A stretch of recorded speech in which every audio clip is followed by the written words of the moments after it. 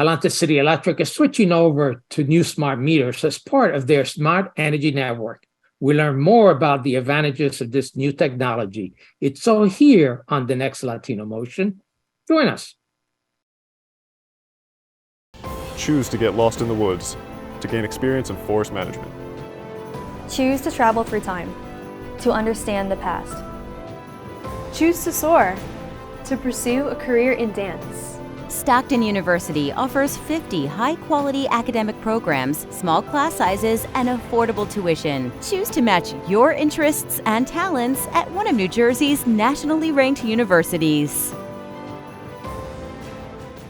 Latino Motion with Bert Lopez is presented by Latino Motion Public Affairs Media, a New Jersey nonprofit corporation, and Stockton University.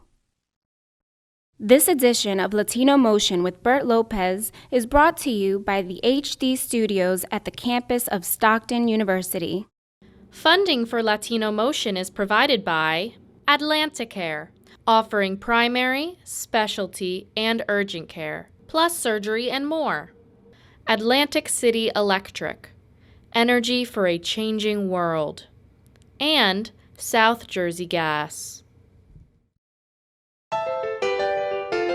Welcome to Latino Motion, a weekly interview show highlighting issues impacting New Jersey's Latino community while advancing understanding of Latino cultural heritage and contributions to our society. And here is your host, Bert Lopez. Buenos dias and welcome to Latino Motion. I'm happy to have as my guest, Dan Loveland. He is the Director of Project Management for PHI, which is also includes Atlantic City Electric. Dan, so nice to have you. Welcome to Latino Motion. Thank you, Bert. Thank you for having me. And for full disclosure, we're colleagues at Atlantic City Electric. It's a great pleasure to have you on. And we want to talk about something new and exciting, right? I know that the meters that people have in their homes have been around for well over 100 years, and now they're going to be changing. And we want to ask you why. Why are they changing? Yeah, again, thanks for having me, Bert. I appreciate the time. Always appreciate working with you and all that you do for the community and for the company. The reason for changing the meters is quite simply that the technology allows us to do more for our customers. So when you look at the traditional rotary style meters, while they have been a tried and true technology, their ability to give us information to help our customers both in storm and outage response, as well as in their day-to-day activities, isn't anywhere near what we'll be able to do once the new smart energy network is fully deployed and operational. So we'll have benefits. The first benefit folks will notice is we'll be able to read the meters remotely. We'll be able to get daily reads of the meters as well, and real-time updates if someone has a question for our customer service organization. When we get into storm mode, we'll be able to tell when our customers are out. We'll be able to leverage the technology and the network to be able to see where outages occur. And when it comes to being able to connect to the grid for things like battery storage, solar, et cetera, it'll make it easier for folks. We'll be able to do things more simplistically and quicker for our customers. So Dan, I know that obviously you mentioned the rotary type style of the old meters. Am I right? Has it been over 100 years of those meters? They've been around about as long as the utility business has been around, and it's been over 100 years. So, everything around us has changed, right? You get I remember I was able to change my own carburetor in my car. You can't do that anymore, right? There's so much electronics and so many advances. I guess the other question would be, why is it taking so long to advance the old rotary meter to the new smart meters? So that's a great question, Bert. It's not a simple decision. The cost of replacing the old rotary meters, there's over 500,000 meters in Atlantic City Electric territory, about 565,000. And the cost of the overall replacement is significant. We have to make IT changes in our systems, and overall, the first cost is well over $100 million. So we didn't take that burden lightly.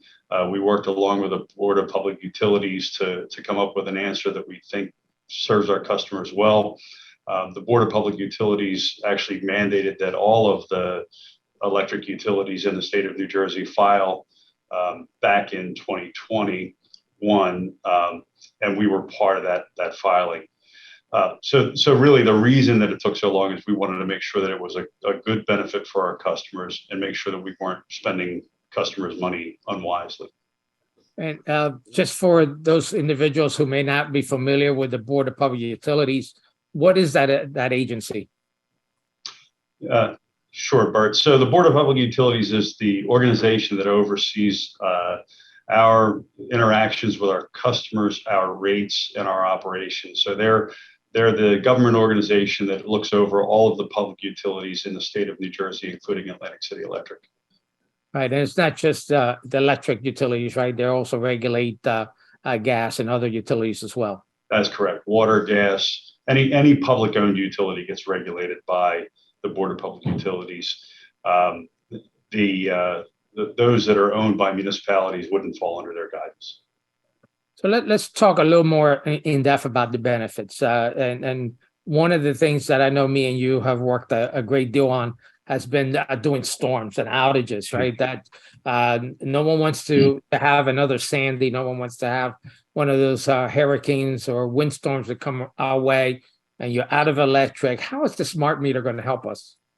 So the first thing the smart meter will do is when an outage occurs, it sends what's called a last gasp. It will tell our outage management system that there's been a power outage. Doesn't mean that we want our customers to stop calling, because during a very busy storm, there could be an issue where we get some confused signals. But the technology has been used for about 20 years now across the country, and it's pretty tried and true. So the first benefit is outage reporting and knowing where the customer outages are. The next thing that will happen is we'll be able to check periodically as we restore power. So as you're aware, during a large storm, we have to restore our customers by the largest number first, right? That's the best way to restore all of our customers quickly. And when we restore, we may find an outage near a substation that has what seems to be a very large customer count. We restore that first event. Maybe it's a tree on the lines near our substation.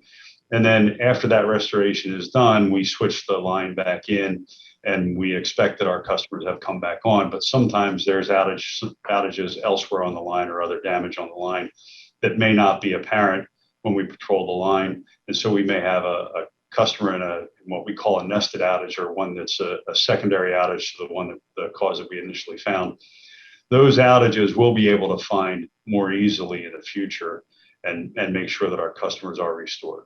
Finally, when we get to the tail end of the storm, which is always a tough part, right? We have these large numbers at the beginning of a storm, and we show great progress, bringing on large numbers of customers early. And then when we get to the tail end and outages become less than 5 customers per outage, it's a lot of trucks having to roll to a lot of different locations. What we find with the existing meter technology and the existing way that we track our outages is we'll often have many customers that are reported as out that are actually on. And so we have to go through a tremendous manual effort to drive to each of those homes or businesses and assure that those customers are back on. The technology that we're deploying now will allow us to check that remotely and make sure that we're focused on just those customers that are out, and clear out those customers that are restored and just reported wrong in the system. So it almost sounds like there's a cell type communication that's taking place between our system and the individual meters. Is that what's actually happening? Yeah, it's called a mesh network. And so the meters communicate with each other, and then they go through a radio system, a cellular system that ultimately brings the signals back to us. But the communication is a mesh network, so the meters can actually work with each other to send information to us. So there will be additional communication equipment that will be part of this deployment? Yeah, we're actually already deployed. We have one device left to install on that. We've put in about 1,000 communication devices across the service territory already. There's one remaining that will be installed this week, and then the network to be able to bring the meter reading and other information back to our systems will be fully deployed. We do have some IT changes that we need to make. Some of them are going on as we speak. There's an upgrade going on tonight, and then there'll be another one in about 7 months that will start to allow us to fully utilize the system. The meters we've started to deploy down in the Cape May area. We've got about 80,000 meters installed as of today. Yeah, we want to talk a little more about that. We're running out of time for this segment. We're going to take a quick break, and we'll be right back with more Latino Motion.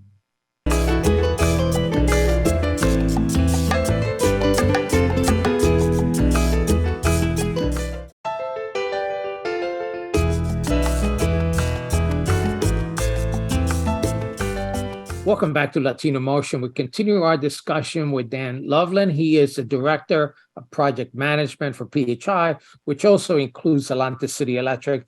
Dan, we were talking about deployment of the smart meters, and you mentioned Cape May. So Cape May already started deployment. Tell me a little bit how that's going and the impact to customers. Sure, Bert. So the deployment, we made a conscious choice to start in the Barrier Islands during the fall. So we did a soft start out near Rosenhagen in late August, and then we started in earnest on September 6th, knowing that many of the Barrier Islands would have less population than they do during the summer. The deployment has gone very well. We have some interesting opportunities that we've taken advantage of with workforce development folks and getting some folks from the local community involved and hoping to have them springboard that into a future career. We're about, as I said, about 80,000 plus meters installed so far. We're starting in Cape May, moving up the coast, and then we'll kind of go counterclockwise around the territory. We should be wrapped up on the Barrier Islands sometime around next May or June. A little bit of making sure that we have enough meters to keep the pace. We may be a little bit later than that. The global supply chain issue has not escaped us. We've managed through it. I think the project team has done an amazing job of tracking and making sure, again, we're north of 500,000 meters to install. So that's not a small undertaking to get them all in and deployed. As I said, we started back in September 6th to be exact in Cape May. We've been communicating with our customers. We've had a pretty well executed and thought out communication plan. It really touches each one of our customers up to 5 times.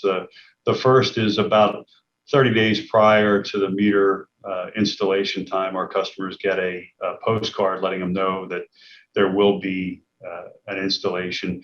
And then a letter is sent or an email if the customer signed up for it about 2 weeks ahead to make sure that they're notified. And then about a week prior for customers who have an email or a text service with us, we send them a text message and notify them that, hey, this is coming. And then the day of, our technicians actually knock on the door and let folks know what they're doing. And then they leave a card, whether they're successful or not at communicating with the customer with a door knock to let them know that the meter has been changed. So let's talk about that a little bit. It's obviously when you have to pull out the old meter to pull the new meter in, I'm assuming that there's a disruption of service, right? The lights will go off. How long would that take place, that outage? It's a matter of moments. So the technicians, I was out actually on Monday with some of the technicians. As we returned from a long weekend, always like to make sure we're talking to field forces and making sure that they're staying safe and focused on their work.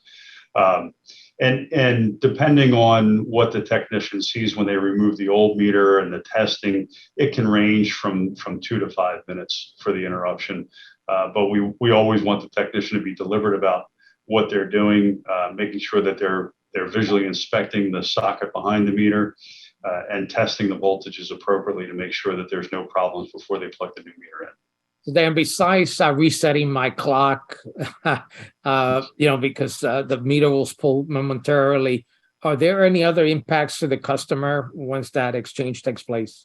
No, it should be seamless. They'll have a new meter. They'll have they won't be able to access initially all of the capabilities of the new meter until May of 2023, when we do our final IT upgrade or information technology upgrade to bring in the full reading and remote control capability. We have a very deliberate process for what we do with the old meter. We have the technician take photographs and readings of the old meter, photographs and readings of the new meter, so that we can assure that the billing is done correctly. Our business partner, CCI, has software that they've used on many deployments leading up to this one that captures all those photos and attaches them to the house. So it's very easy for us to make sure that we're getting the correct bill the first time. And then if there is a question, we're able to go back and research it well for our customers. So Dan, you mentioned these features. So would this mean that I will be able to monitor my usage on my phone, on my computer? Is that what you're referring to about these features that will be available? So yeah, the ability to get data from your meter, there is a more frequently available data. It's pretty much daily reads. You will be able to access that through My Account on your computer, and if you have the phone app. So you will be able to decide what you want to do moving forward from the information you have in the past. So, being able to look at your readings on a daily basis versus on a monthly basis can help you to figure out where you're spending more money and what you can do to change the way that you use energy, and if you choose to do so, save some money. Let's talk a little bit about, do people need to sign up to get the smart meters? This is happening automatically. And are there any information that you would need from the customers? Yeah, good question, Bert. So it is automatic. We are intending to change all of the meters in the service territory from the old traditional rotary style to the new smart energy network meters. As far as the customer making an appointment, that's not necessary. We, as I mentioned, we'll be communicating with the customers and letting them know that we'll be in their area. We will knock on the door before we change the meter and make sure that they're aware so nobody's surprised by it.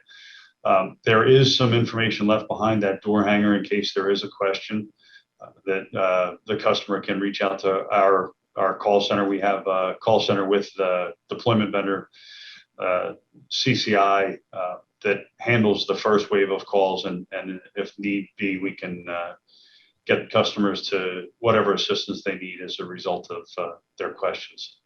And Dan, I know that when you buy the first model or something, it's usually not the best model, right? There are tweaks that have to be made in the development. Is smart meters a tested technology? Do we have other utilities that are using smart meters? Yeah, so that's a great question, Bert. It's a pretty tried and true technology. So Exelon, as you're aware, there's 6 electric utilities that are owned by Exelon, as well as 3 gas utilities. And in all of those utilities, with the exception of Atlantic City Electric, we have an automated metering infrastructure in place. I was at PECO when they did their first AMR, which was not as two-way capable back in the early 2000s, and they're now through their second generation and have gone to an AMI. We have them in ComEd, we have a Baltimore Gas and Electric, and then within the PHI family, we have them at Pepco, Delmarva, and Delmarva Gas already in place, and they've been working successfully for all of those utilities for a number of years. Well, Dan, I've got a couple more questions, but we're going to take a quick break. We'll be right back with more Latino Motion.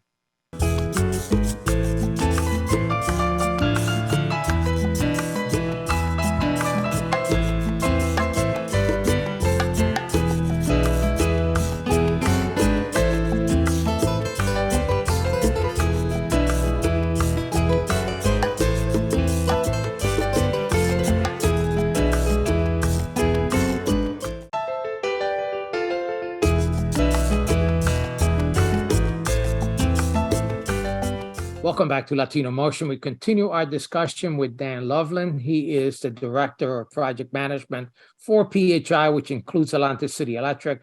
Dan, we were talking about the deployment. So it seems to be pretty much seamless. There might be a little bit of an interruption when you swap over the meters. You have to reset your clock, but it doesn't sound like there's a lot that you have to do as a customer once the meter is exchanged. We mentioned the fact that there may be some future capabilities. So hopefully you could track some of your usage on your computer, perhaps your smartphone, which is great for planning your usage. Ultimately, that could save you money, right? In terms of planning how much you're using, and particularly if you're conscious of that and really could control your usage. Let's talk a little bit about a couple more issues or concerns that people may have. One of them is safety. Are the smart meters safe? Yeah, Bert. So as we were talking about with the technology being around for a while and all of the other Exelon utilities already having smart meters installed, in fact, about 75% of the United States has converted over to smart meter technology at this point. So I think we can say that they're safe technology that's been pretty well adopted throughout the country. There are some folks who may challenge that, but we've had good success throughout Exelon utilities and throughout the country with these meters. And then the other question, there might be some folks that have some conspiracy theories there about using data, right? Their usage data, which we do have usage data now, right? Because we do the meter readings. We know how much customers are using. But are there any privacy concerns that customers need to worry about? Yeah, Bert, I think it's a fair question, right? For a customer to ask about their privacy and ask about whether or not their information could be shared with somebody else. And the way we have a very tight security system on our IT networks. We do a lot to maintain the security of our information across the company. From an operational standpoint and from a customer information standpoint, we have active campaigns to assure that our employee base is vigilant with maintaining the security of our networks and our IT information. From a sharing of data information, the customer's information is the customer's information, and that's the way it works. If the customer wants us to share their information with somebody else, the customer has to sign an agency agreement and send it to us in order for us to allow anybody to have the customer's information. So other than the customer themselves, no one will have access to the customer's information. And then I know that there might be some folks who want to opt out. They don't want the smart meters. What options do they have? And is there a cost associated with either converting to a smart meter or opting out from getting a smart meter? Sure, Bert. So yeah, there is the ability to opt out. And there's really, so when you think about the reasons to go to smart meters, as we talked about, we're going away from manual meter reading. We're going to be reducing truck rolls. So a lot of the operational benefits that will help us manage our costs moving forward as a company, which translates to more stable rates for our customers, get lost with customers who decide to opt out. But we do respect that customers may want to opt out. For a customer who calls us in advance and says that they don't want the meter or refuses it when the technician gets to the door, there is a $15 a month fee for us to maintain a meter reading capability to go out and manually read those meters. And then for customers who don't tell us in advance, but tell us after we've changed the meter, there is a $45 fee for us to change the meter back. And then that $15 a month fee applies. So Dan, you mentioned not having as many meter readers, right? So would this translate in loss of jobs for individuals? Yeah, so that's a great question. As I mentioned earlier, we're proud of the workforce development effort that we've had go on here. We at Atlantic City Electric have had a workforce development training program in place for a while. We were able to have 14 of the folks that were involved in our workforce development training program gain employment with the folks at CCI. Two of them have already found a future career path in the short time that they've been involved. We also have had some folks from the meter reading company move over and take jobs with the installing vendors, and we are providing opportunities for them to leverage our workforce development training programs and look for a different career in the future. So there is a reality that there will not be the same number of meters to be read. But those jobs, we're working very hard with our business partners and with the community and with community colleges to provide training programs to redeploy those folks to other jobs in the future. And I want to talk a little bit about that, particularly the focus on diversity, equity, and inclusion. And I know that we've been very deliberate about opening up opportunities for underserved communities. Can you tell me a little bit more about that? Yeah, Bert, we have been very deliberate about that. If you think about this is a significant opportunity. We had a project up in Brigantine, the Harbor Beach project, where we had 18 folks from Atlantic City take an opportunity to further themselves and get a different career, and that worked out very well for us with one of our business partners, the Jingoli folks in the Competitive Edge program. In fact, we just hired one of those 18 to work for us here in my office as a project management analyst. He started with us today. The workforce development part of the Smart Energy Network. So we're going to have between 30 and 50 folks working for about a year and a half. They go through an initial training and are taught some basics about electric theory. We do have our workforce development programs through the community colleges that we're helping to guide them to so that they get training. And part of what we've done is make sure that the workforce development training program and the recruiting has been throughout the territory. And we have focused on areas like the Millville, Bridgeton area, Atlantic City, trying to get folks that may not have an opportunity to move into a better career, an opportunity, right? Everybody at some point in their life was given an opportunity. Anybody who has a good career was given an opportunity to further that career, and we're looking to make sure that we do that as much as we can across our community. And then you look at the work that we do otherwise outside of the automated metering, our normal substation upgrade and transmission work that folks have been seeing go on that has brought us to the great reliability numbers that we've had over the past few years. That work, oftentimes, we don't have enough skilled labor here in the territory, and so people travel in from out of the area. So what we're hoping to do is to kind of springboard what's going on here and look for folks to move into careers within the electric utilities or other construction trades where we see in the South Jersey area people traveling in to take jobs that we have local folks that could do. And that's very important. Appreciate that, Dan. I think it's very critical. Certainly, you're on the show Latino Motion, and we advocate certainly to get more of our community employed, and certainly opening up more opportunities overall for disadvantaged communities. So appreciate that. And Dan, it's been great talking about smart meters. Thank you for joining us here on Latino Motion. Thank you, Bert. Thank you for the time. And thank you at home for once again joining us here on Latino Motion. Take care.